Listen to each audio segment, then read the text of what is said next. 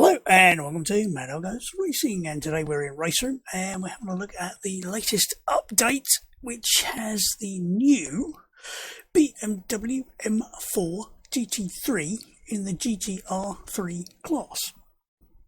I kept thinking it's the GT of the M3 GT4 for some bizarre reason. Okay, my brain's fading. I'm going to have a read of the changelog, which is up here, which is why I'm looking up there.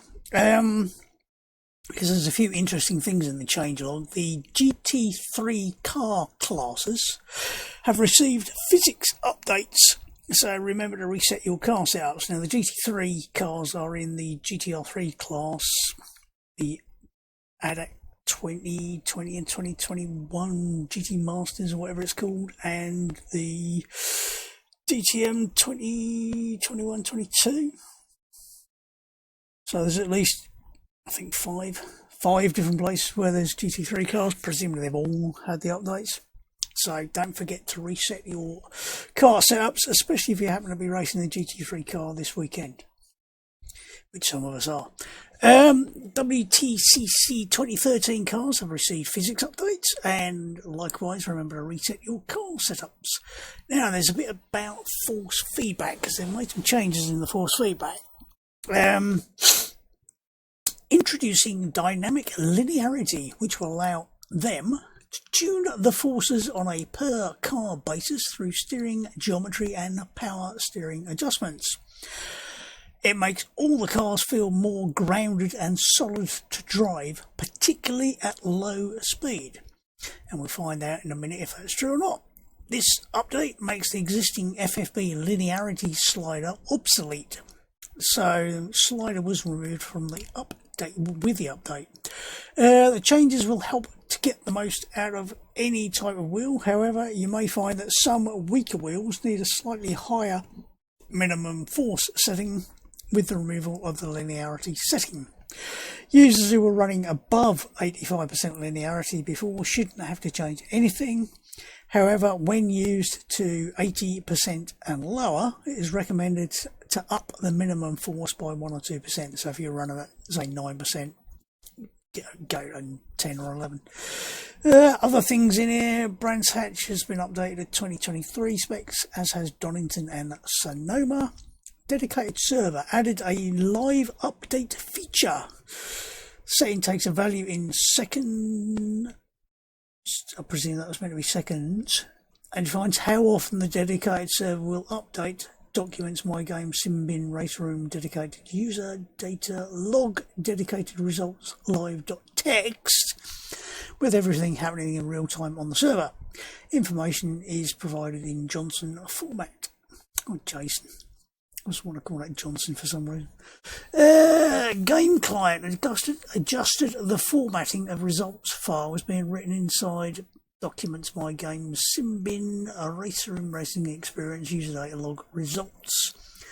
Changed file data and time prefix to be the same for any session of the same event, making it easier to match sessions together.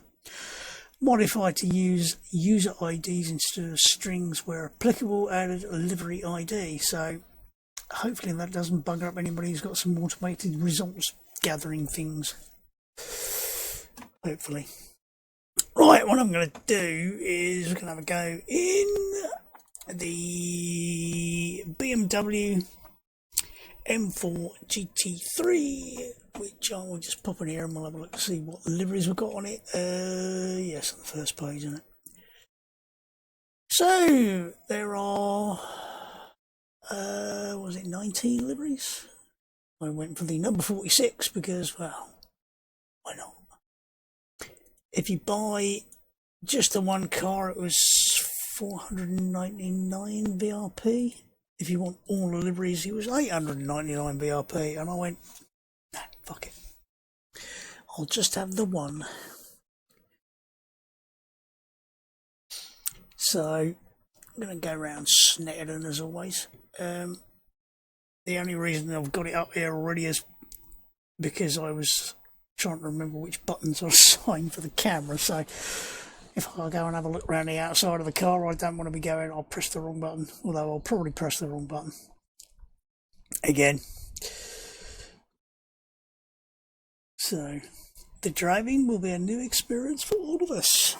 Right, car setup. Hopefully it's just got the default, so don't have to worry about resetting it. And drive. Oh, bit of a thud there. I'll just turn this off for a second, and then we'll try and press the right button. Jump outside the car and zoom out a little bit. Zoom in actually and just press the right buttons.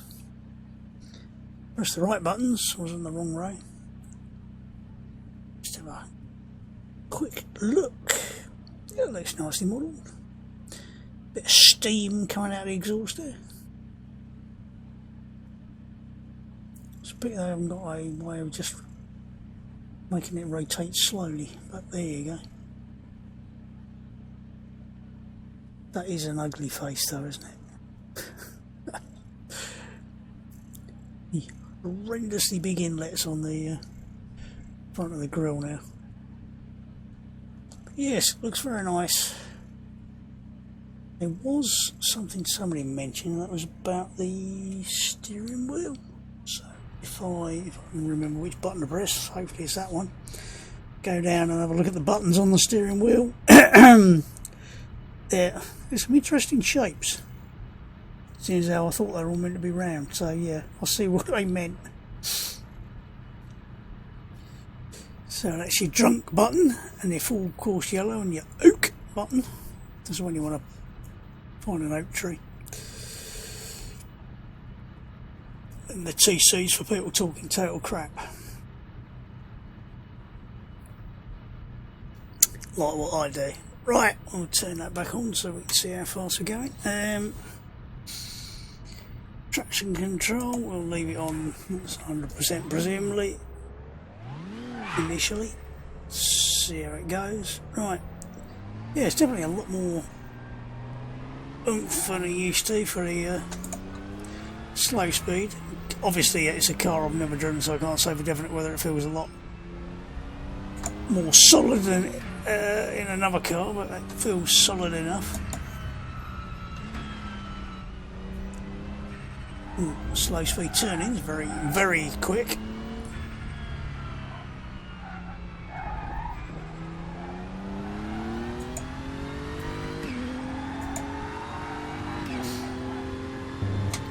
Didn't feel like I was going to rotate at all there. It just went through the corner fairly neutrally.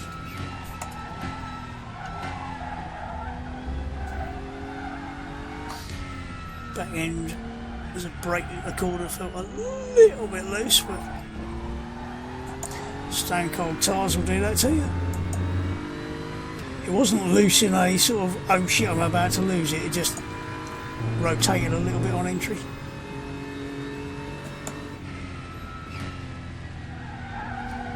It was a little understeering there. But again, basically stone cold tyres at the moment, so that's understeering in a it's not going to kill you type of understeer, not a understeering as in, oh my god, that's terrible, I'm never going to make it around a corner type understeer. Like, a little bit pushy out of maggots buckets. But again, we still haven't got any water in the tyres, so.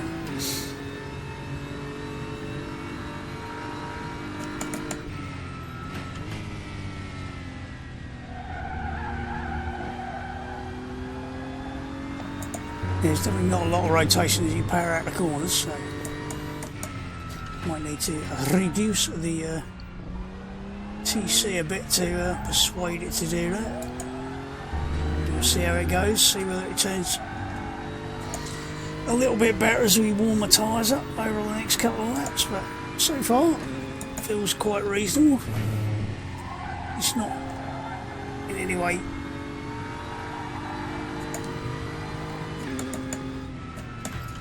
car that's gonna do anything particularly silly and try and kill you by the feels of it. We'll go down that first and see what happens when we try that. Nothing untoward. The FFP is definitely Feeling pretty good. It's not the roughest circuit in the world.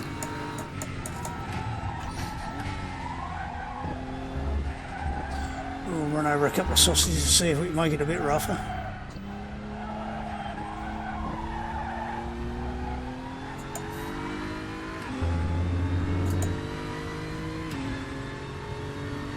Sounds nice.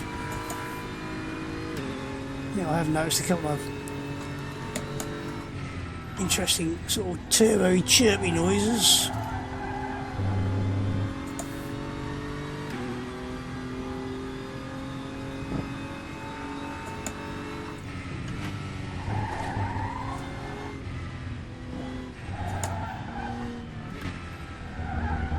Seems to handle the bumpy bits quite nicely over the red sausages.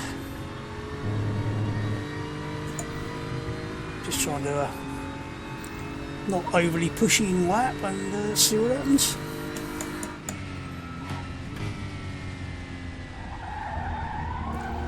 Looks quite nice on turning.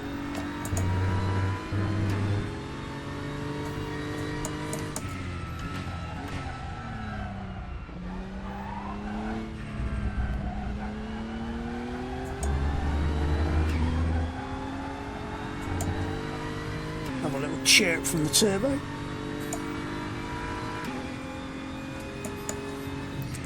Sounds like it's about on par with what I used to do first sort of lap in one of these type of colours.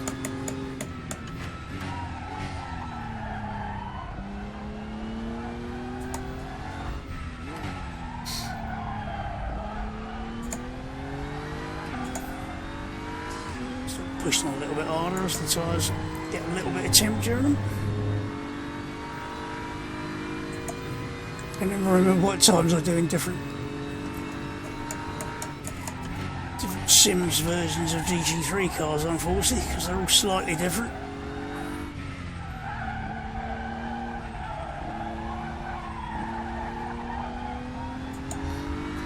Yeah, that feels pretty neutral actually. Nicely balanced. Doesn't feel like it's going to try and... I was just about to say I'm about to run out of road there. Very, very subtle hint of understeer, really.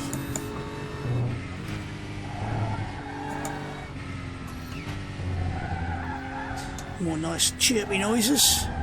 I'm a happy car.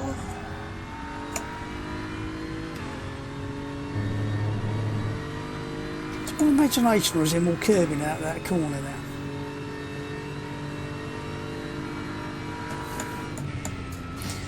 Trouble is, all the different Sims versions of Silverstone almost got subtle little differences, isn't there?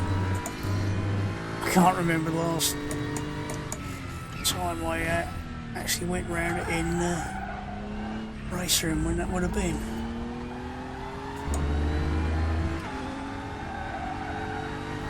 Does it sound like the TC's just interfering a little bit there? So I actually tried turning the fucking button the right way. Always do that. See if we can sway the TC to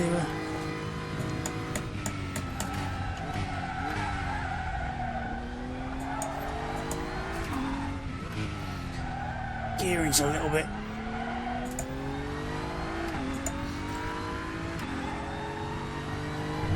not sure if I want a first or second at any point there, so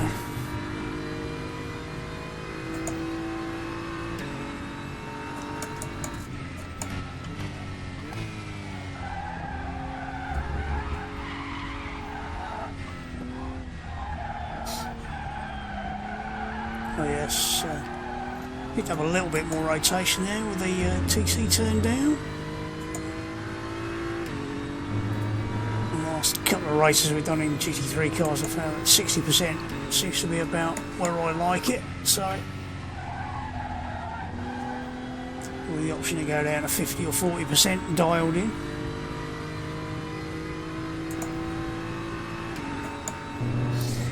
Was on a mid-engine car, so that might feel slightly different to this.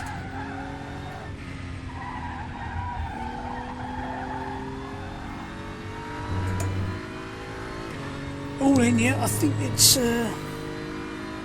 very nice. But how much of that is down to the improved physics for all the GT3 cars, and how much it was just the fact it's a very nice little car, I don't know. But I mean, same car in ACC is one of the nicer ones, certainly one of the easier ones to drive, although I haven't driven it lately, so whoa, he says, just he tries to spin himself out. That was dumb. It's not completely foolproof, as the fool just found out.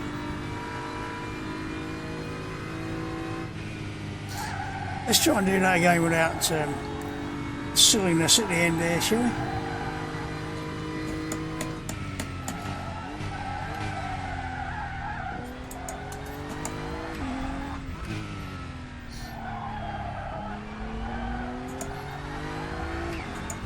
As I was trying to say, yeah, it's very neutral and very safe. Just so I did something dumb. I just may have been a bit overly aggressive for flicking left right there and created a bit too much weight transfer for my own good. Yeah, like I said, how much of it is it feels good because of the physics changes, and how much is it feels good due to the FFP changes, and how much is it's just a nice car, I don't know. But without going through and checking out all the different GT3 cars, one I happen to have driven most recently being the Ferrari, so that'd probably be the easiest to tell on, but then I haven't been driving in default setup, so, and as I've said, it might have buggered up the setups, it might prove a little bit difficult to tell.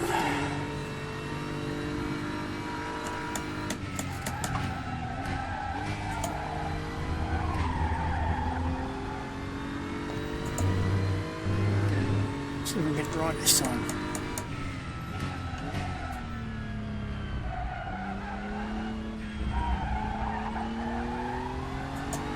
That's better.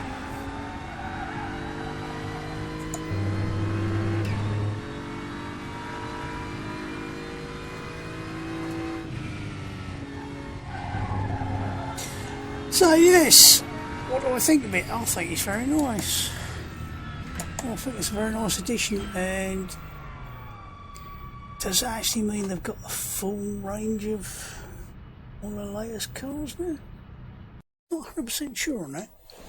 I will of course do the usual and put a replay up there, but yeah, very nice addition. As always, you can try it out without having to pay for any of it, so give it a shot, see what you think. I would suggest also make sure you've driven a few of the other, if you've driven a GT3 car regularly, get in and drive the one you've normally driven, because that'll give you an idea of what the changes to the FFB and the physics changes actually feel like before you jump in this and go, oh, it's brilliant, when it might be every other car now is brilliant. Well, they might all be crap, I don't know, but this well worth a look. Like I said, 499 VRP. I think that's the stock price now, mate. Most of the cars seem to be that. The extra leverage. For some bizarre reason, when I actually logged onto the store page from a browser, it decided to put everything in US dollars. Which was slightly confusing, but I'm not sure if they've cocked something up on their website or what, but yeah, it was being a little bit bizarre. All in, nice car, nice addition, and definitely worth a look. Especially, as I say, it's free to check out all the cars, of course, in Raceroom. One of Raceroom's probably most redeeming features, should we say? So, but for me, for now, it's now nearly up past 10, and I've had a weird day, so I think I'm going to call that a day. So, for me, for now. Enjoy your racing, have fun, and I will see you soon. Goodbye. Where's my button?